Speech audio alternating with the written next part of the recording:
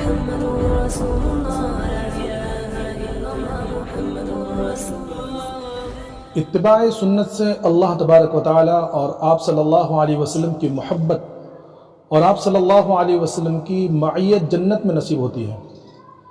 ایک حدیث پاک کے اندر آتا ہے کہ اللہ کے رسول صلی اللہ علیہ وسلم نے فرمایا، جو شخص سنت کی اتباع کرتا ہے اور سنت پر عمل کرتا ہے، حق تعالی شانہ اس کو 4 طریقے سے نوازتے ہیں۔ سب سے پہلے المحبت فی قلوب البررہ، کہ نیک لوگوں کے دلوں میں اس کی محبت ڈال دیتے ہیں۔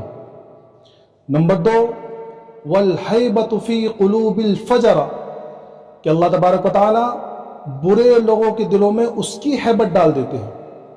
اور نمبر 3 والسعۃ فی الرزق، اللہ رب العزت اس کی رزق کے اندر وسعت عطا فرماتے ہیں، اس کے رزق کے اندر ترقی عطا فرماتے ہیں، برکت عطا فرماتے ہیں۔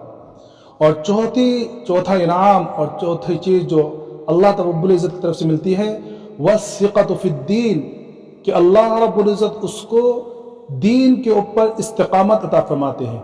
میرے محترم بزرگوں، دوستوں، اگر آج ہم اتباع سنت کو اختیار کریں اور اللہ رب العزت کے رسول صلی اللہ علیہ وسلم کی سنتوں پر عمل کریں، تو اللہ رب العزت پوری دنیا کا ہم کو امام بنا دے گا اور پوری دنیا کو ہمارا غلام بنا دے گا۔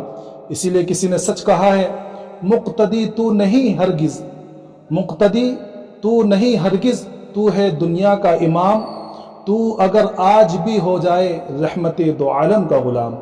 اللہ تبارک و تعالی ہم تمام کو آقا مدنی محمد عربی صلی اللہ علیہ وسلم کی حقیقی اتباع عطا فرمائے۔ آمین ثم آمین۔